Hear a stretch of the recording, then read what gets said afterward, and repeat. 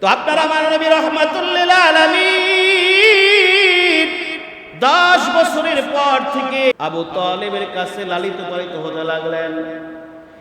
তার ভাতিজা মুহাম্মদ সাল্লাল্লাহু আলাইহি ওয়াসাল্লামকে পেয়ে আবু তালেব পরিবারকে বলে দিলেন, শোনো আমার সহধর্মিণী, আমার স্ত্রী, আমার সন্তানের মুখে খাবার দেবার আগে আমার ভাতিজা মুহাম্মাদের মুখে তুমি খাবার তুলে দিবা। একজন লোক কতটা বিশ্বস্ত আর আশ্বস্ত হতে পারলে তার স্ত্রীকে বলতে পারে, আমার সন্তানের মুখে খাবার দেবার আগে আমার ভাতিজার মুখে খাবার তুলে দেবা। তার প্রতি তার কতটা আস্থার বিশ্বাস। সুবহানাল্লাহ। এত নবীজির চাচার আস্থার বিশ্বাস, নবীজির চরিত্র, আখলাক আর মুআমালাত, মুআশারাত, বিশ্বাস এবং তার আমানত, তার ওয়াদা সব কিছু লক্ষ্য করে, পর্যবেক্ষণ করে আরবের মক্কার সমস্ত লোকেরা ছোট থেকে বৃদ্ধ পর্যন্ত সবাই তাকে এক নামে চিনত, আল আমিন। তাকে এক নামে চিনত, আল আমিন, বিশ্বাসী। এমন বিশ্বাস করত, জানেন কেমন বিশ্বাসটা করত? তাদের স্বর্ণ গহনা গাটি, তাদের দলিল, তাদের টাকা পয়সা, ব্যবসা বাণিজ্য সব কিছু এভরিথিং মুহাম্মাদের কাছে জমা রাখত। সুবহানাল্লাহ। কতটা বিশ্বাস! এইটা শুধু মক্কার ভিতরে না, বরং মক্কার আশেপাশে আরো ছড়াইতে লাগলো। ওদিকে মক্কার একজন সর্বশ্রেষ্ঠ ধনী হযরতে খাদিজা রাদিয়াল্লাহু তাআলা আনহা, তিনিও এই খবর পাইতে লাগলেন মুহাম্মদ নামে একটা ছেলে আছে, সে বড় বিশ্বাসী, সবাই তার প্রশংসা করে, তার ভিতরে আমানতদারিতা, তার ভিতরে সত্যবাদিতা, তার ভিতরে সবকিছু খুঁজে পাওয়া যায়, এর চেয়ে ভালো কোনো ছেলে হয় না। তিনি তার ব্যবসার কাজে সহযোগিতার জন্য রাখলেন। একের পর্যায়ে একে একে করে তাকে ব্যবসার ম্যানেজার বানাই দিলেন।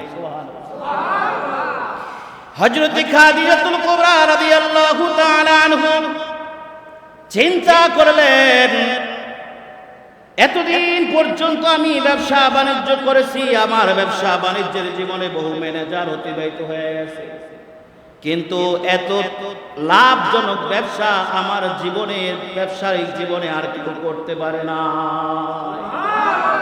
অর্থাৎ যখন রাসূলুল্লাহ সাল্লাল্লাহু আলাইহি ওয়াসাল্লাম হযরতে খাদিজার ব্যবসার ম্যানেজার হলেন, তখন তার ব্যবসায় এত লাভ হইতে লাগলো, যেই জায়গায় যায় সেই ব্যবসা থেকে অত্যাধিক লাভ এসে ফিরে আসে। সুবহানাল্লাহ।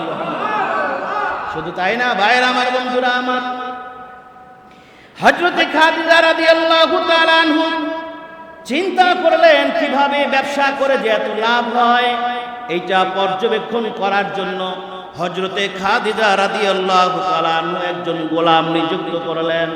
কি নিযুক্ত করছেন? গোলাম, তুমি মুহাম্মাদের সাথে যাইবা, সে কিভাবে ব্যবসা বাণিজ্য করে, সে কিভাবে বেচা কেনা করে, সে কিভাবে এত প্রিয় হয় মানুষের কাছে, এটা তুমি আমাকে যাই না এসে বলবা। ব্যবসা থেকে ফিরে আসলো, আসার পরে হযরতে খাদিজা রাদিয়াল্লাহু তাআলা আনহা খাদেমকে জিজ্ঞাসা করে, খাদেম, বিশ্ব নবীর আচরণ কেমন দেখেছে, কিভাবে সে ব্যবসা বাণিজ্য করে?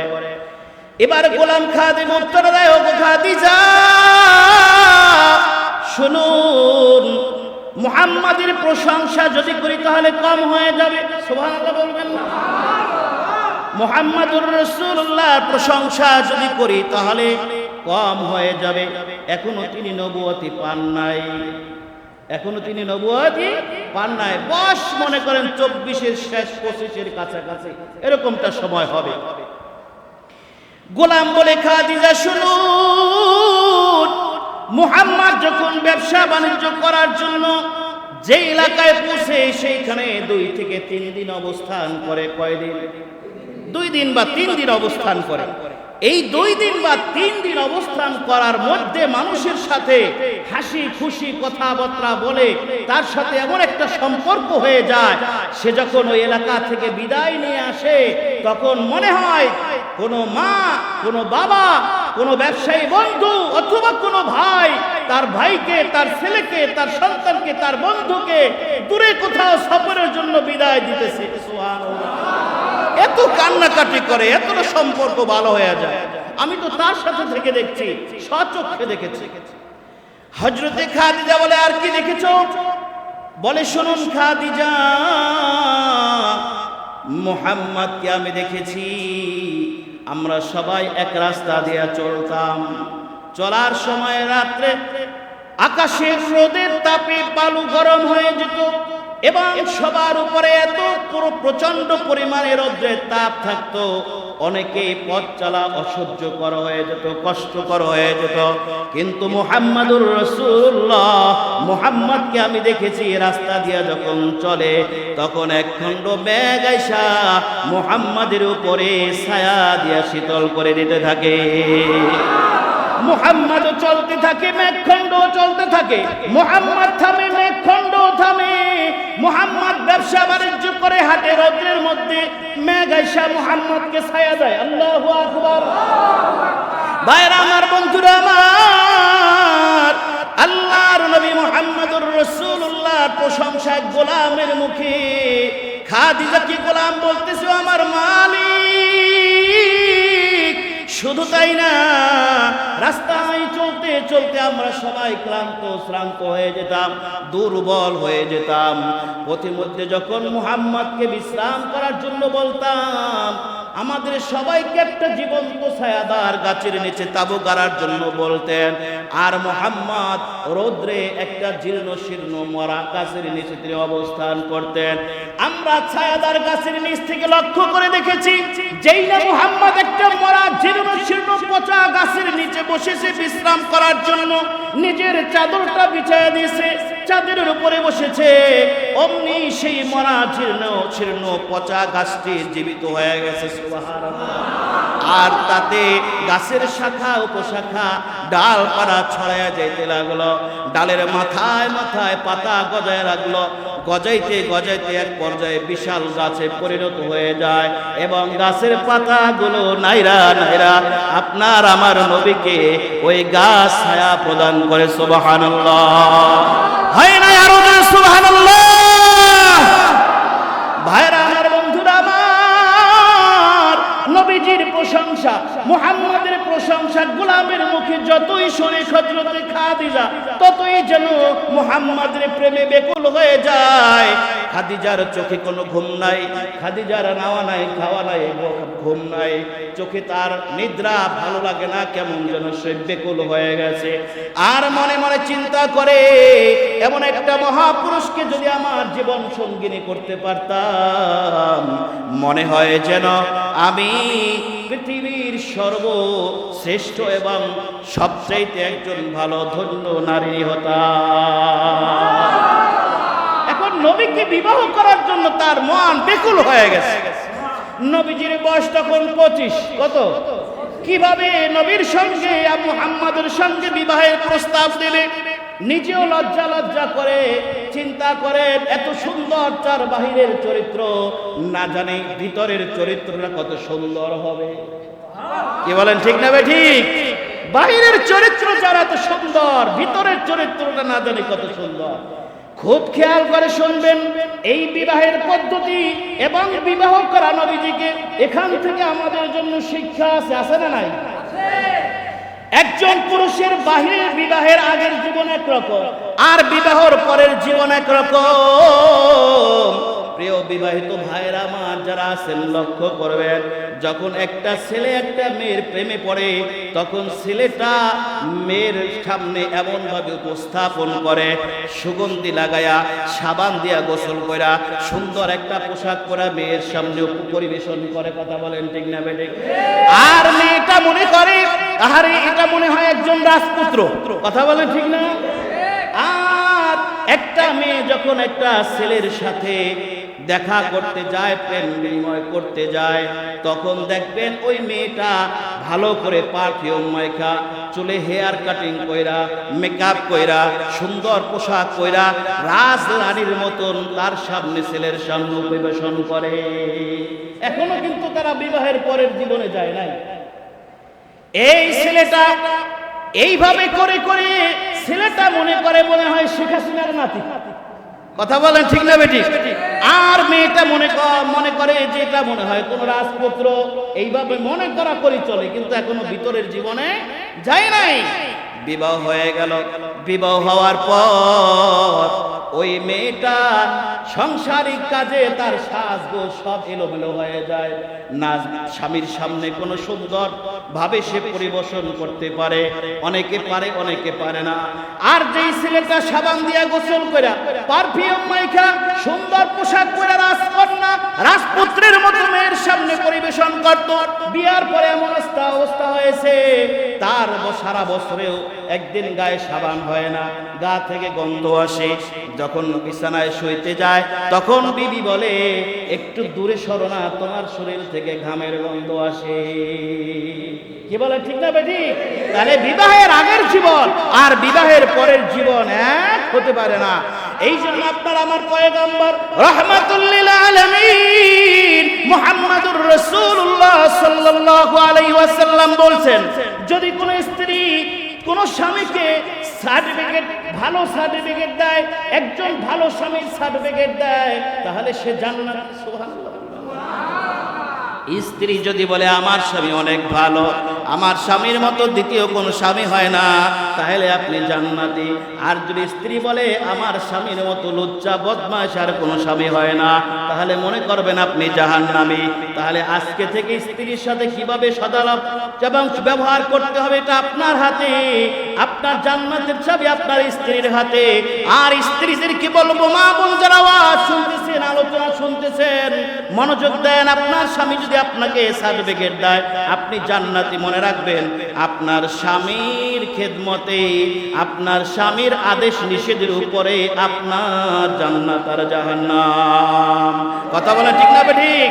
আল্লাহর নবী রাহমাতুল লিল আলামিন মুহাম্মদুর রাসূলুল্লাহ, সবাই পড়ুন সাল্লাল্লাহু আলাইহি ওয়াসাল্লাম, তিনি বলেছেন আল্লাহর পরে যদি কোনো মানুষকে সিজদা করার হুকুম থাকতো তাহলে আমি বলতাম প্রত্যেক নারীরা যেন তার স্বামীকে সিজদা করে। কথা বলেন ঠিক না বেটি? তাহলে ও মা ও বোন, আপনাকে কিভাবে স্বামীর সাথে আলাপ ব্যবহার করতে হবে, চলতে হবে, এটা আপনি ভালো করে অনুধাবন করে নেন। এই দিকে আলোচনা করতে গেলে অনেক লম্বা হাদিস আনতে হবে, সেদিকে আমি যাব না। হযরতে খাদিজা রাদিয়াল্লাহু তাআলা বিবাহ করার জন্য ব্যাকুল হয়ে গেছে, কিন্তু প্রস্তাব কেমনে দেবেন? এক বান্ধবীর মাধ্যমে আল্লাহর নবী মুহাম্মদুর রাসূলুল্লাহ সাল্লাল্লাহু আলাইহি ওয়াসাল্লামকে বিবাহের জন্য প্রস্তাব দিলেন। বিবাহের জন্য নবীজি বললেন আমার পরিবারের সাথে আলোচনা করে আমি জানাবো। আল্লাহর নবী পরিবার রাজি হওয়ার কারণে আল্লাহর নবীর সাথে হযরতে খাদিজার সাথে বিবাহ সম্পন্ন হয়ে যায়। এইভাবে করে করে খাদিজার সাথে তার জিন্দেগি বিতাইতে লাগলেন। হযরতে খাদিজা ঘরের কাজ কর্ম সামলাইতে লাগলেন। আর আল্লাহর নবীর বিবাহর জীবনটা এমন পর্যায়ে পৌঁছে গেছে, তিনি আল্লাহ যতদিন যায় তত আল্লাহর প্রেমে বেকুল হয়ে যায়। সে একাকী নীরবতা পছন্দ করে, সে নির্জনতা পছন্দ করে, সে তার রবের ইবাদত পছন্দ করে। রবের ইবাদত ছাড়া তার মজা লাগে না, নির্জনতা ছাড়া মজা লাগে না, একাকিত্ব ছাড়া তার মজা লাগে না। এই জন্য বিশ্ব নবী মুহাম্মদ সাল্লাল্লাহু আলাইহি ওয়াসাল্লাম আল্লাহকে পাওয়ার জন্য হেরা পর্বতের গুহায় গিয়া নির্জনে তিনি ধ্যান করতে থাকে। হেরা পর্বত অনেক উঁচু একটা পাহাড়, সেখান থেকে আবার গর্তের ভিতরে নিচে নামতে হয়। এই পর্বতে আল্লাহর নবী ধ্যান করতে লাগলেন। এইভাবে করে করে 25 থেকে 40 বছর যখন আল্লাহর নবী উপনীত হলেন, হঠাৎ সেই হেরা পর্বতের গুহায় আল্লাহর নবীর কাছে একটা লোক এসে হাজির হয়ে যায়। হঠাৎ একটা লোকের আগমন, এবং নবীকে তখন বললেন ইকরা ইয়া মুহাম্মদ, হে মুহাম্মদ আপনি পড়ুন। আল্লাহর নবী মুহাম্মদ সাল্লাল্লাহু আলাইহি ওয়াসাল্লাম বলেন মা আনা বিকারি, আমি পড়তে জানি না, আমি পড়তে জানি না। লোকটা আবার বলে, ইকরা ইয়া মুহাম্মদ, হে মুহাম্মদ আপনি পড়ুন। নবী বলে, মা আনা বিকারি, আমি পড়তে জানি না। এইবার লোকটা এইভাবে দুই হাতে এইখানে ধরে নবীজিকে জাগাইলেন, সিনার সাথে মিলাইলেন, বুকের সাথে বুক মিলাই একটা চাপ দিয়া ছেড়ে দিলেন, বললেন ইকরা ইয়া মুহাম্মদ। সুবহানাল্লাহ পড়েন। আল্লাহর নবী জিজ্ঞাসা করলেন, ভাই আমি কি পড়ব? তখন জিবরাইল ওই লোকটা আগন্তুক লোকটা জানায়া দেয়, ইকরা বিসমি রাব্বিকাল্লাযী খালাক, খালাকাল ইনসানা মিন আলাক, ইকরা ওয়া রাব্বুকাল আকরাম আল্লাযী আল্লামা বিল কলম। সুবহানাল্লাহ। ওই আগন্তুক লোকটা ছিলেন আল্লাহর পক্ষ থেকে জিবরাইল, যিনি আল্লাহর নবীর কাছে কোরআনে কারীম নিয়ে আসছে। যখনই সিনার সাথে সিনা মিলাইছে, তখন কোরআনের নূর আল্লাহর নবীর সিনার মধ্যে ঢুকে গেছে। নবীজি সাথে সাথে কাঁপা শুরু করলেন, কাঁপতে থাকলেন। তার শরীরের শক্তি শেষ হয়ে গেছে, শরীর গরম হয়ে গেছে। তিনি লোকটা সাথে সাথে উদাও হয়ে গেছে। লোকটা চলে গেছে, অর্থাৎ জিবরাইল চলে গেছে। জিবরাইল চলে যাওয়ার পর কষ্ট করে আপনার আমার পয়গম্বর পাহাড় থেকে নেমে দৌড়ে আসলেন বাড়িতে। আয়েশা খাদিজাকে বলতেছেন, খাদিজা জাম্বিলুনি জাম্বিলুনি, ও খাদিজা তুমি আমাকে একটা কম্বল দিয়ে জড়ায়া ধরো, আমার এত জ্বর এত স্বাস্থ্য আমার খারাপ লাগতেছে, মনে হয় যেন আমি আর দুনিয়াতে বেঁচে থাকতে পারবো না। কি ব্যাপার? নবীজির অবস্থা এরকম হলো কেন? নবীজি তো সুস্থই ছিলেন, কিন্তু এরকম অবস্থা, শরীর গরম হয়ে যাওয়া, শরীরে কাঁপুনি আসা এবং নবীজির চেহারা লাল হয়ে যাওয়া, শরীর তাপমাত্রা বেড়ে যাওয়া, এসব হওয়ার কারণ কি? হযরতে খাদিজা রাদিয়াল্লাহু তাআলা কারণ জিজ্ঞাসা করলেন। নবীজি বলেন, আমি যখন গুহার মধ্যে থাকি, হঠাৎ একটা লোক আমার সামনে এসে হাজির হয়ে যায়। সুবহানাল্লাহ। গুহার সব ঘটনা যখন খাদিজা রাদিয়াল্লাহু তাআলা আনহার কাছে খুলে বললেন, খাদিজা সাক্ষী দেয়, ওগো আমার স্বামী মুহাম্মদ, আপনি চিন্তা করবেন না, আপনার বর্ণনা যদি সত্যি হয়, যদি এরকম ঘটনাই আপনার সাথে ঘটে থাকে, তাহলে আমার বিশ্বাস আল্লাহ রাব্বুল আলামিন তার আসমানি কিতাব আপনার উপর নাজিল করেছে। নবীজির অসুস্থতা কমে না। খাদিজা বললেন, প্রাণের স্বামী আমার, চিন্তা করবেন না, আমার একজন চাচাতো ভাই আছে বুহাইরা রাহেব, এই রাহেবের কাছে আমি আপনাকে নিয়ে যাব, সে হয়তো একটা সমাধান আপনাকে দিতে পারবে। সকালবেলা রওনা হয়ে গেলেন বুহাইরার কাছে। বুহাইরা ছিলেন তাওরাতের আলেম, জাবুরের আলেম, ইনজিলের আলেম, আসমানি কিতাবগুলো তার মুখস্থ, তার তাফসীর সহ সব কিছু মুখস্থ ছিল। একজন ভালো একজন আলেম। তার কাছে ঘটনা খুলে পড়ার পর বলতেছে, আলাইতানি, আমার আফসোস হয় যদি আমি তখন বেঁচে থাকতাম যখন মক্কার লোকেরা আপনাকে দেশ থেকে তাড়াইয়া মদিনায় পাঠায় দেবে। ওই দিন যদি আমি বেঁচে থাকতাম, তাহলে সেদিন আপনার সহযোদ্ধা হতাম। বলে, আমাকে দেশ থেকে পাঠাবে? হ্যাঁ, এই তো আসমানি কিতাব, আল্লাহ আপনাকে নবী বানাইছেন। সুবহানাল্লাহ বলে।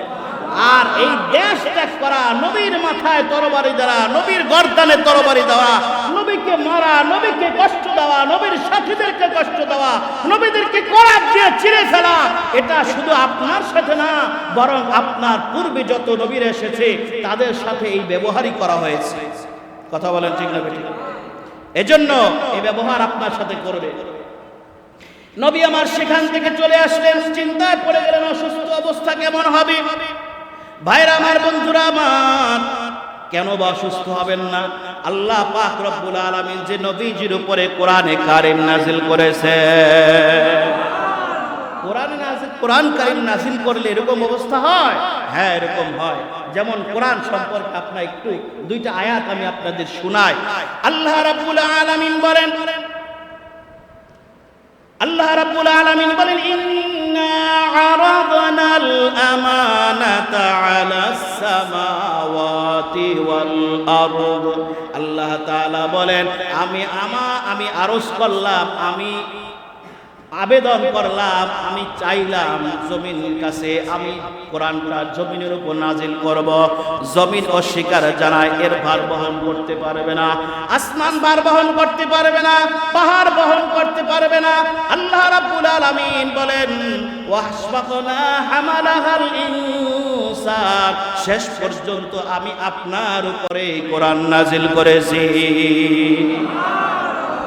কেন আসমান নিতে চায় না, কেন জমিন নিতে চায় না, কেন পাহাড় নিতে চায় না? আল্লাহ তাআলা আরো কোরআনের আয়াতের মধ্যে বলেন, লাউ আনজালনা হাদাল কুরআন আলা জাবালিন লারাআইতাহু খাশিআম মুতাসাদ্দিআম মিন খাশিয়াতিল্লাহ। আল্লাহু আকবার। ভাইরা আমার, আল্লাহ তাআলা বলেন, আনজালনা হাদাল কুরআন, যদি আমি কোরআনকে নাজিল করতাম পাহাড়ের উপরে, আলা জাবাল, পাহাড়ের উপরে নাজিল করতাম, লারাইতা, আপনি দেখতেন, খাশিআম মুতাসাদ্দিআম মিন খাশিয়াতিল্লাহ, কোরআনের ভারে পাহাড় চূর্ণ বিচূর্ণ বালুর কণার ন্যায় পরিণত হয়ে যেত। এই কোরআন এত ভারী জিনিস, যখন নবীজির উপরে কোরআন নাজিল হতো তখন নবীজি কাঁপতেন এইভাবে, সুবহানাল্লাহ বলে। আবার কোন কোন সময় মৌমাছির আওয়াজের মতো গুনগুন গুনগুন গুন শব্দ হতো, সুবহানাল্লাহ। আবার যখন কোন সময় ওহী নাজিল হতো তখন টুন টুন টুন টুন করে ঘন্টার পিটানের আওয়াজের মতো হতো। আবার কোন সময় নবীজি বসা, হঠাৎ যখন আয়াত নাজিল হইতেছে, জিবরাইল এসে গেছে আয়াত নিয়া, নবীজি খাড়া থেকে বসা পড়তেন, উটের উপরে থাকলে উট পর্যন্ত জমিনে বসা যেত, সুবহানাল্লাহ। কোরআনের ঘরে এই কোরআন আল্লাহ আপনাকে আমাকে দিয়েছে, এই কোরআন আল্লাহ মানুষের উপরে নাজিল করেছেন, চিল্লায় বলেন সুবহানাল্লাহ। নবীজির উপরে কোরআন নাজিল হলো, আল্লাহ তাআলা বললেন, কয়েকদিন যাইতে না যাইতে আল্লাহ তাআলা আবার নাজিল করলেন, ওয়াজির আশিরাতাকাল আকরাবিন, সুবহানাল্লাহ। ও নবী, আপনি আপনার নিকটের যারা রয়েছে তাদের কাছে আপনি কোরআনের দাওয়াত দেন, সুবহানাল্লাহ বলেন। তাদেরকে আমি এক আল্লাহর দিকে ডাকেন, তাদেরকে কোরআন শিখান, তাদেরকে আপনি জাহান্নামের ভয় দেখান, জান্নাতের আশা করান, সুবহানাল্লাহ। নবীজি আবু বকরের কাছে যায়, আবু বকর কালিমা পড়ে মুসলমান হয়ে যায়। নবীজি আলীর কাছে যায়, নালী কালিমা পড়ে মুসলমান হয়ে যায়। নবীজি সুমাইয়ার কাছে যায়, সুমাইয়া কালিমা পড়ে মুসলমান হয়ে যায়। কোরআন নিয়ে যার কাছে যায় নবী আর ফেরত আসে না, সুবহানাল্লাহ বলে। এই কোরআন আপনার আমার পর্যন্ত পৌঁছেছে তো? কোরআন পড়ছে, এ কি আমাকে নদীতে ভাইসে আসছে? হ্যাঁ, ভাইসে আসছে? এই কোরআন আপনার আমার পর্যন্ত পৌঁছাইতে নবীর উপরে জুলুম, নির্যাতন, মিথ্যা তুহমত এবং কি পাথরের আঘাতে নবীজির রক্ত পর্যন্ত শরীর থেকে বের হয়া তায়েফের জমিনে পড়ে গেছে, কথা বলেন ঠিক না? নবুয়তি পাওয়ার পর আল্লাহর নবী 2 বছর গোপনে দাওয়াত দিবেন। কোন ভাবে? গোপনে দাওয়াত দিবেন। পরের 3টা বছর আল্লাহর নবী গোপনে দাওয়াত দেওয়ার পর প্রকাশ্যে যখন দাওয়াত শুরু করেছেন, তখন আল্লাহর নবীর উপরে জুলুম আর নির্যাতন শুরু হয়ে গেছে। কেমন জুলুম, কেমন নির্যাতন জানেন? আল্লাহ রাব্বুল আলামিন নবীজিকে বললেন, আপনি যান মক্কার চত্বরে গিয়া নামাজ আদায় করেন। আল্লাহর নবী যায় নামাজে দাঁড়ায়। নামাজে দাঁড়ানোর পর দূর থেকে উকবা ইবনে আবি মুঈত নামে একটা কাফের আছে, ওই কাফেরটা দেখতেছে আরো কিছু সংখ্যক কাফেররা চতুর্পাশ থেকে দাঁড়ায় দাঁড়ায় দেখে আপনার আমার নবী মক্কাকে সামনে নিয়ে, কাবা ঘরকে সামনে নিয়ে নামাজ আদায় করতেছে। এবার আবু জাহেল ঘোষণা দিল, কে আছো তোমাদের মধ্যে অমুক এলাকায় যাইবা, আর সেখান থেকে জবেহকৃত উটের নারী বুড়ি পচা রক্তগুলো আনবা। আর মুহাম্মদ যখন সিজদায় যাবে তখন তার এই ঘাড়ের উপরে ঘাড়ের উপরে তোমরা রেখে দেবা, যাতে সিজদা থেকে আর কোনো সময় উঠতে না পারে, আর দুর্গন্ধ সহ্য করতে না পেরে কষ্টে মুহাম্মদ ওখানেই দুনিয়া থেকে বিদায় নিয়ে নেয়। নাউজুবিল্লাহ। উকবা ইবনে আবি মুয়িত রাজি হয়ে যায়, সেখানে গিয়া পচা নারীর উট আর রক্ত পচা গুলো নিয়ে আসে। নবী যখন সিজদায় যায় তখন নবীজির ঘাড়ের উপরে সেই পচা নারীর উট বুড়িগুলো রক্ত পচাগুলো নবীজির ঘাড়ের উপরে রেখে দেয়। একটা লোক দৌড়ে যায় ফাতেমা রাদিয়াল্লাহু তাআলা আনহার কাছে খবর দেয়, ও ফাতেমা, তোমার আব্বা যখন সিজদায় নামাজ পড়তে গিয়েছে তখন তার ঘাড়ের উপরে পচা নারী বুড়িগুলো এবং রক্তগুলো পচা রক্তগুলো রেখে দিয়েছে, তুমি তাড়াতাড়ি আসো।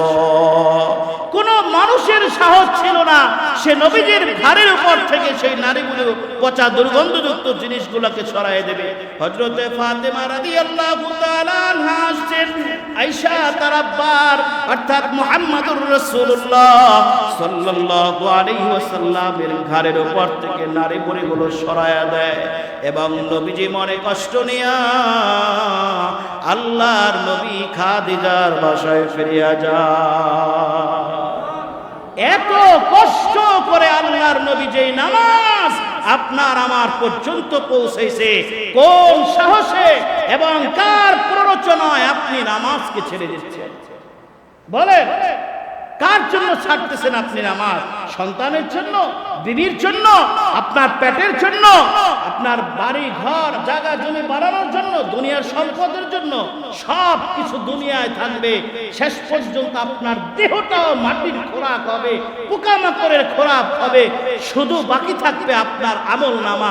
ওই আমল নামা যদি খালি থাকে, রোজ হাসরের ময়দানে আল্লাহ রাব্বুল আলামিন মিজানের পাল্লা কায়েম করবেন আর আল্লাহ বলবেন, فأما من ثقلت موازينه فهو في عيشة راضية। আমি মিজানের পাল্লায় মানুষের আমল নামা যখন মিজানের পাল্লায় ওজন করব, ওজন করার পর যদি দেখি তার নেকের পাল্লাটা ভারী আছে, তো সে ব্যক্তি জান্নাতে প্রবেশ করবে। আর আম্মা মান খাফফাত মাওয়াজিনুহু ফাউম্মুহু হাওিয়া।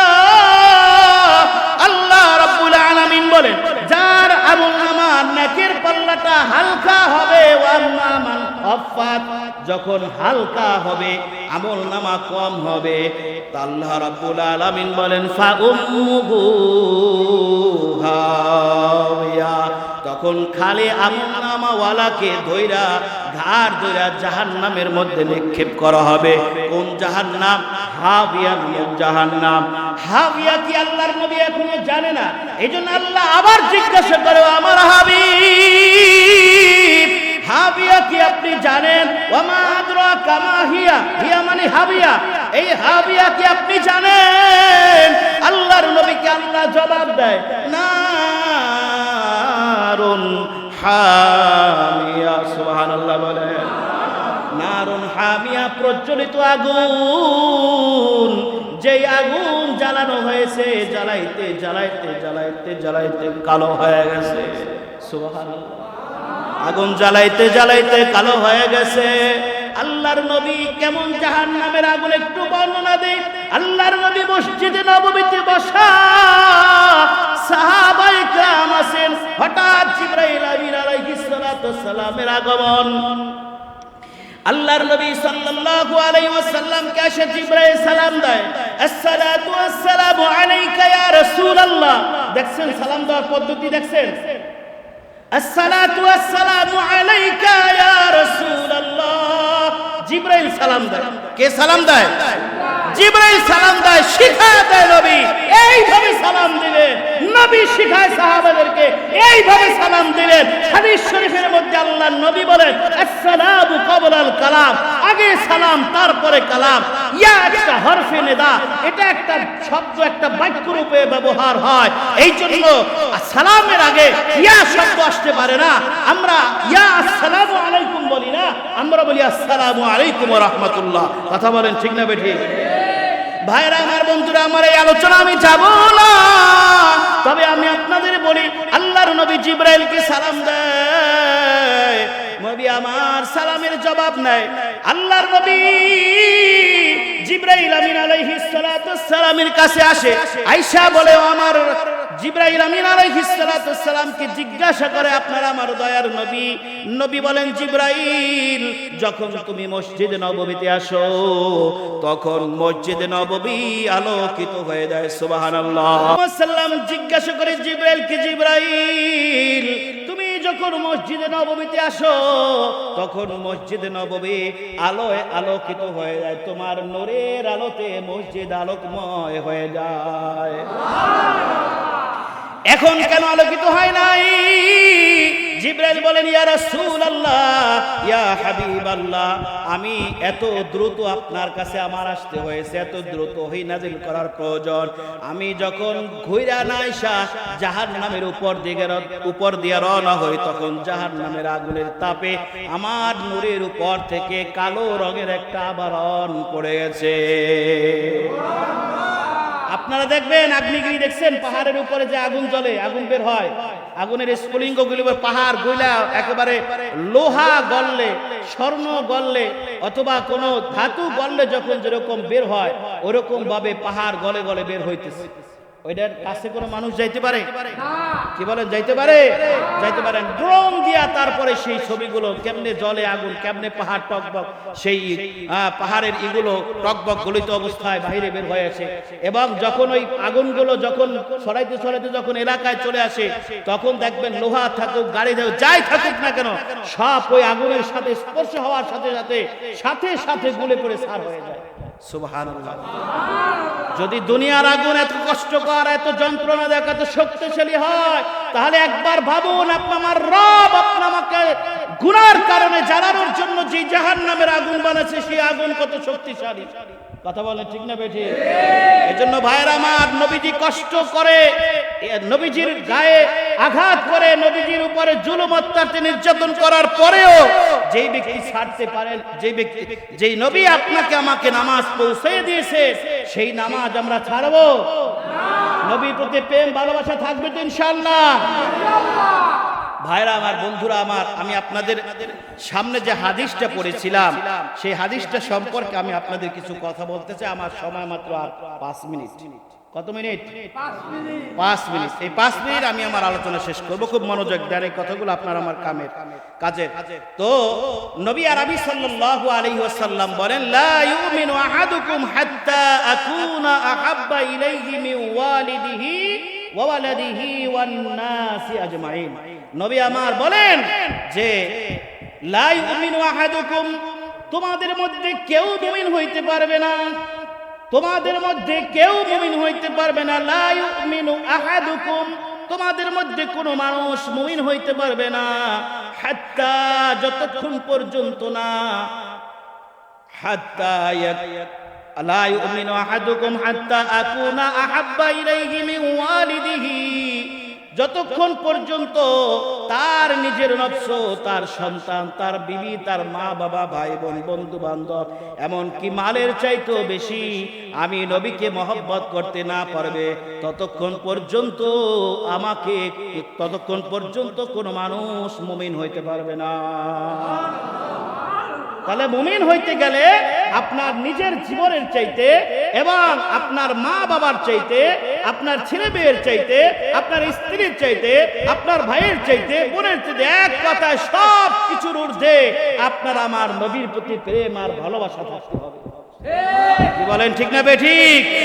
আজকে যে প্রেম আপনারা দেখাইছেন আল্লাহর নবীর প্রতি, রোজ হাসর, আমার বিশ্বাস হয় রোজ হাসরের ময়দানে এই প্রেম আল্লাহর দরবারে সাক্ষী দেবে। কি বলেন ঠিক না বেঠিক? কি বলেন ঠিক না? এই প্রেম আল্লাহর দরবারে সাক্ষী দেবে। আল্লাহ গোয়ালিয়ার পার তাজ মাহমুদিয়া মসজিদে নবীর সিরাতের মাহফিলে নবীর প্রেমের টানে, নবীর টানে, নবীর প্রেমে, নবীর ভালোবাসায় উপস্থিত হয়ে গিয়েছিলাম। আল্লাহ এই প্রেমকে তুমি, প্রেমের বিনিময়ে আজকে আমাকে তুমি জান্নাতের মালিক বানায় দাও। দেখেন নবীর প্রতি প্রেম আর ভালোবাসা, এ ব্যাপারে আল্লাহ রাব্বুল আলামিন কি বলেন? আল্লাহ বলেন, কুল ইন কুনতুম তুহিব্বুনাল্লাহ ফাত্তাবিউনি ইউহিব্বুকুমুল্লাহ ওয়া ইয়াগফির লাকুম যুনুবাকুম ওয়াল্লাহু গফুরুর রহিম।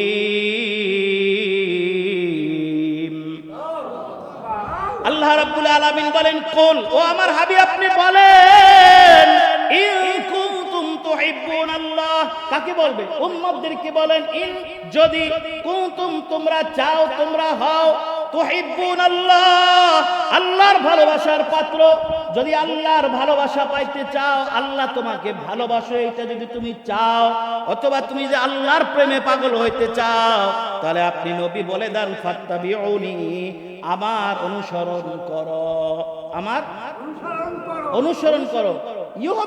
ইউহিব্বুনি না, ফাত্তাবিউনি, আমাকে অনুসরণ করো, অনুকরণ করো। ভালোবাসা এক জিনিস, আর অনুসরণ করা আর এক জিনিস। কি বলেন, ঠিক না বেঠিক? ভালোবাসা এক জিনিস, আর অনুকরণ করা আর এক জিনিস। অনুকরণ না করলে ভালোবাসা প্রমাণ হয় না, ভালোবাসার দলিল হয় না। কি বলেন, হয়? আপনার স্ত্রী বললো আমার জন্য একটা শাড়ি নিয়ে আসি, অথবা আমার জন্য একটা 3 পিস নিয়ে আসি। আপনার ছেলে বললো, বা আমার জন্য একটা মোটরসাইকেল লাগবে। কি বলেন, ঠিক বলেন? সন্তান বাবার প্রতি প্রেম আর ভালোবাসা আস্থা রেখেই তো বলছে, বাবা আমার জন্য একটা মোটরসাইকেল লাগবে। এখন বাপে তো মোটরসাইকেল কিনে দেয় না। অনুসরণ হয়েছে? ওলাই যা কইছে রে, কি সন্তান শুনছে? এই বাবা, সন্তান যা বলছে বাবা কি শুনছে? তাহলে এবার এই মোটরসাইকেলের জন্য অনেক সন্তান তার বাবাকে খুন করছে, আপনারা জানেন? হ্যাঁ, ব্যাংক থেকে লোন নিয়ে একটা জমি বন্ধক রেখে তারপরে মোটরসাইকেল কিনে দেওয়া লাগছে অনেক সন্তানকে। কি বলেন, লাগছে কি লাগে নাই? আর যদি কথা না শুনছে তাহলে দুনিয়াতে বিদায় করে দিয়েছে, কি দেয় নাই? তাহলে অনুসরণ যদি না থাকে, তাহলে প্রেম ভালোবাসা হয় না, তখন প্রেম ভালোবাসা স্মৃতি থেকে চলে যায়। কি বলেন, ঠিক না বেঠিক? এই কথাটা আপনারা মানেন তো? হ্যাঁ, মানেন তো? তো আল্লাহ রাব্বুল আলামিন বলেন, নবী বলেন, ফাত্তাবিউনি, আমার অনুকরণ করো। তুমি যে আমারে ভালোবাসো, আমি দাঁড়িয়ে রাখছি, তুমি দাঁড়িয়ে রাখো। আমি দাঁড়িয়ে রাখছি, নবী তুমি দাঁড়িয়ে রাখো, তাহলে তোমার আমি যে তোমার নবী আর তুমি আমার উম্মত, এটা প্রমাণ হবে। সুবহানাল্লাহ। আমি নবী বেহুশ অবস্থায় সালাত করে চিল্লাইছি, আমি আল্লাহর কাছে দেখা করতে যে তোমাকে ভুলি নাই, সেখানেও আমি তোমাকে মনে রাখছি। অতএব তুমি যদি আমাকে ভালোবাসো, আমি লম্বা পাঞ্জাবি গায়ে দিছি, তুমি লম্বা পাঞ্জাবি গায়ে দাও। ইহুদি খ্রিস্টানরা শার্ট গায়ে দেয়, প্যান্ট পরে। তুমি যদি আমার ভালোবাসা পেতে চাও, আমাকে যদি মহব্বত করো, আমাকে যদি তুমি রোজ হাসরের ময়দানে আমাকে দরকার হয়, তাহলে তুমি শার্ট বাদ দিয়ে দাও, প্যান্ট বাদ দিয়ে দাও। আমি নবী যা পড়ছি তুমিও সেইটা অনুকরণ করো। কথা বলে ঠিক না ঠিক? তাহলে খ্রিস্টানদের অনুকরণ করে ব্রাজিল আর্জেন্টিনা সাপোর্ট করে নবী পাওয়া যায় না। কথা বলেন ঠিক না ঠিক? ও যুবক, ব্রাজিল আর্জেন্টিনা সাপোর্ট করে, ভারত সাপোর্ট করে কোনোদিনও নবী পাওয়া যায় না। নবী পেতে হলে ইসলামকে সাপোর্ট করতে হবে, কোরআনকে সাপোর্ট করতে হবে, নবীজির অনুসরণ করতে হবে। কথা বলো ঠিক না ঠিক? নবী আমার নামাজের জন্য জীবন দিয়ে দিয়েছেন, নিজে বিছানা থেকে উঠতে পারেন না, আবু বকরকে ইমাম বানায় দিয়েছেন। আবু বকরের নেতৃত্বে ইমামতিতে মসজিদে নববীতে জামাত হয়েছে। সুবহানাল্লাহ।